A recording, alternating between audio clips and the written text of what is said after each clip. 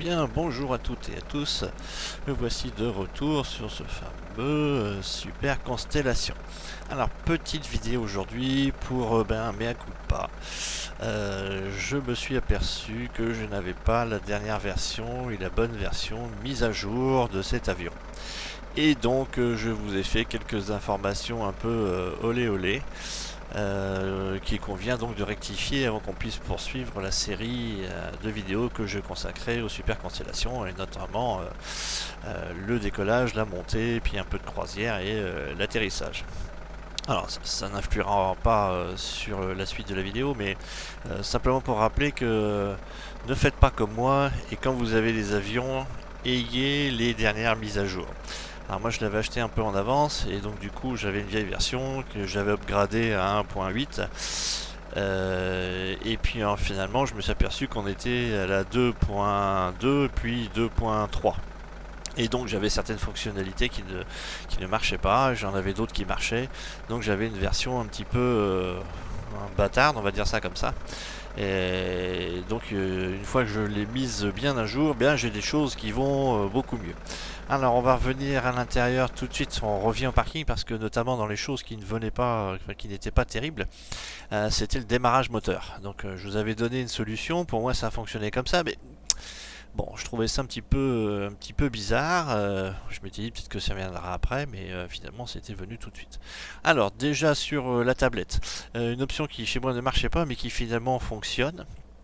Vous avez ici sur les visibilités options, vous avez les sièges. Donc je vous avais montré qu'on pouvait voir les sièges, enlever les sièges. Hein, si je veux enlever le siège du copilote, hein, voilà, il va s'asseoir par terre.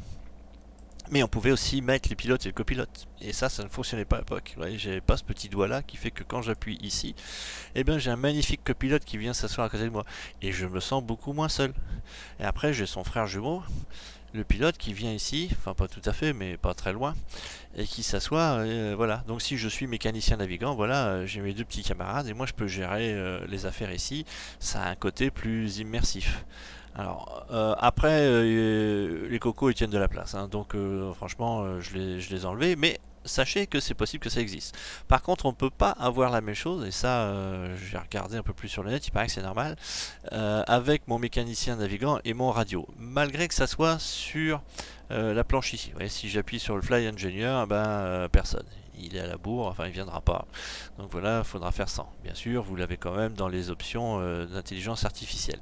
Voilà, apparemment, je pense que quand Microsoft aura compris que quelquefois on peut y avoir plus qu'un membre d'équipage dans les avions, ou deux, bien on aura sûrement la possibilité d'avoir ces petits personnages en plus. Voilà, donc pas très grave, un petit oubli ici sur au moins une mise à jour là-dessus. Après, j'ai regardé dans le reste des menus, il n'y avait pas grand-chose d'autre. Il y a encore des choses qui sont bloquées.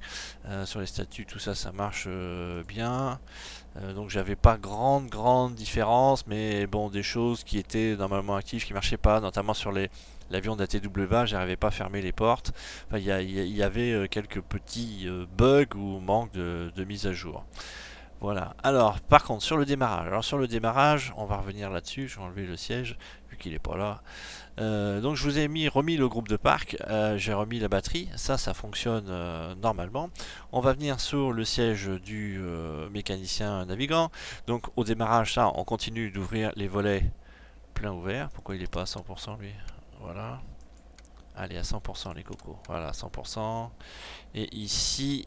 Alors, moi, ce qui marchait pas, c'était l'indication des volets, des capots volets ouverts quand je les montais. Donc ici, par exemple, je vais, vous voyez, cliquer dessus. Et si vous voyez en haut, il monte progressivement. Donc du coup, je vois où j'en suis. Voilà, et on montait jusque 100, donc plein ouvert. Ça c'était... Non, je suis à 90, 100. Voilà, ça c'est pas mal. C'est parce que du coup j'avais laissé ces indications-là pour voir où j'en étais à mon montée. Mais pas besoin, je l'avais à 100. Par contre, quand c'était à 100, ça indiquait bien 100. Même chose sur les volets de refroidisseur d'huile. On voit qu'ils sont ouverts, mais ils fonctionnent aussi progressivement. Donc ça, on les voit mieux. Après, ça change rien. Les mélanges. Là, du coup, j'ai mis le mélange plat riche pour tout le monde sur l'alimentation d'essence, tout ça, pas de souci, tout fonctionne bien. C'est juste sur la séquence de démarrage. Alors, la séquence de démarrage, je vous avais indiqué qu'on mettait le moteur quand on voulait démarrer, et puis on le lançait, et j'avais laissé, je vais le mettre tout de suite là-haut, j'avais ouvert les magnétos, parce que j'avais pas moyen de faire autrement, ça démarrait pas autrement que ça, ça ne me satisfaisait pas complètement, et aujourd'hui j'ai refait la vraie procédure, et là elle fonctionne. Alors c'est quoi la vraie procédure? On va revenir dessus. C'est bien sûr, je sélectionne mon moteur. On va faire le 3. Pourquoi il met starter 4? C'est ici le starter 4, mon coco. Il y a encore un bug d'affichage. Donc sur le 3. Donc voilà, ça indique qu'on a signé un moteur. Donc je mettais bien le primaire.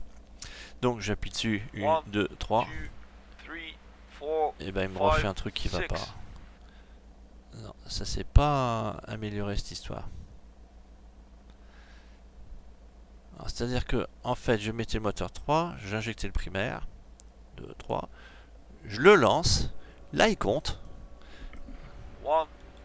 En fait, il compte quoi? Il compte le nombre de tours de pale, d'hélice, et à 6, je mettais en route le moteur. Et ça, c'est marrant parce que hier ça marchait bien forcément, quand je vous remontrais, ça va plus. C'est-à-dire qu'en fait, on met le primaire, on déclenche le démarreur, et le copilote ici, il comptait 6 tours d'hélice, de manière à amorcer le moteur. Et au 6e tour, on mettait les magnétos en route pour le lancer. Ça, c'est la procédure normale. Donc là, on va le faire sur l'autre moteur, il n'y a pas de raison. Il n'y a pas de raison. Une fois que je viens de vous dire. Et donc du coup, normalement ici, hop, on le recalibrait à 0. On mettait le régime identique. Donc normalement 2, 3, 4, je le mets ici. Je faisais 1, 2, 3 secondes. Je lance le moteur. 1, 2, 3, 4, 5, 6. Et là j'enclenchais. Et là il démarre. Voilà. Ça c'est la séquence normale. Alors avant quand je faisais ça, si j'avais pas mis les magnétos avant, il partait pas. Mais voilà la séquence en toute rigueur. Donc on va revenir à l'intérieur, on va revoir le mécano. Donc ça après du coup la même chose, où on suit les évolutions du moteur, température d'huile et tout ça. Ensuite on repassait, on l'arrête, on repasse sur le 2. Là 1, 2, 3 primaire. Je lance le démarrage. 1, 2, Oui.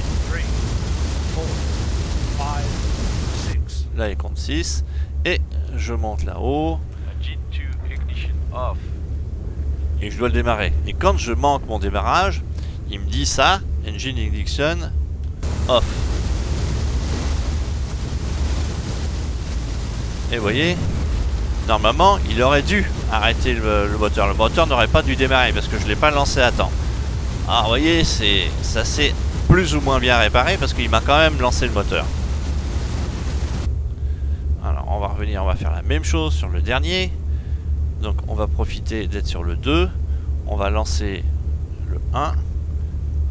1, 2, 3. On lance la séquence. 1, 2, 3, 4, 5, 6. 6. Et là, je lance le moteur. Et là, je l'ai fait à temps. Vous voyez, il a démarré et j'ai pas eu le petit message de non-démarrage de mon moteur. Voilà. Donc, si on veut faire les choses comme il faut, c'est comme ça qu'on doit faire. Après, vous voyez, les scripts, ils se lancent plus ou moins bien. Mais c'est, je sélectionne mon moteur, je mets 3 secondes de primaire, je lance le démarreur. Le pilote ou le copilote, suivant le côté de moteur qui va démarrer, va compter 6 tours de pale. Donc, il va faire son décompte au 6e. Vous remontez là-haut et vous lancez le magnéto adéquat. Alors c'est un peu de manip, c'est pas très pratique, mais normalement c'est comme ça. Voilà. Ensuite, la chose que j'avais pas tout à fait comprise, il y a un abonné qui m'en a fait la remarque, il n'est pas tort, mais encore une fois je n'arrivais pas à le régler non plus. C'est qu'ici vous avez la synchronisation des hélices. La synchronisation des hélices, là ça vous montre le 2, le 3 et le 4. Et ça, on le synchronisait, ça vaut toujours ce que je vous avais dit sur un moteur. Donc on choisit par exemple le moteur 1, je vais remettre un peu ici, on lance la synchro des hélices. Synchro on engine 1. Voilà, et on se lance par rapport au moteur 1. Et là on voit que le moteur 3, il est quasiment synchronisé avec le moteur 1, c'est-à-dire qu'en fait il avance plus. D'accord? Par contre le moteur 2, lui, il est en avance, donc il va plus vite, et c'est là qu'on va aller sur le moteur 2, avec le petit bouton ici, et qu'on va le réduire. Vous voyez? Là je l'ai réduit. Le moteur 3, on va y faire la même chose, parce qu'il va un petit peu plus vite. Voilà. Et le moteur 4, voilà qu'il y avait un peu d'avance. Moteur 3, du coup, je vais devoir y redonner un petit peu. Voilà. Alors, on n'a pas une synchronisation parfaite, mais pratiquement. Voilà, du coup, les hélices ne vont pas plus vite que l'hélice 1, beaucoup plus vite que l'hélice 1. Sur le 3, on va essayer de redescendre un petit peu. Ouais, mais enfin, vous voyez, c'est un... Bon, c'est un chouille après, quoi. Elle recule un petit peu. Celle-là, la 2, elle avance toujours un petit peu. On va la reculer un poil. Ouais, mais si je fais ralentir, du coup, elle est quand même pas synchronisée. 596. Enfin voilà, on ne doit pas voir les hélices qui font du moulin à vent qui tourne dans tous les sens.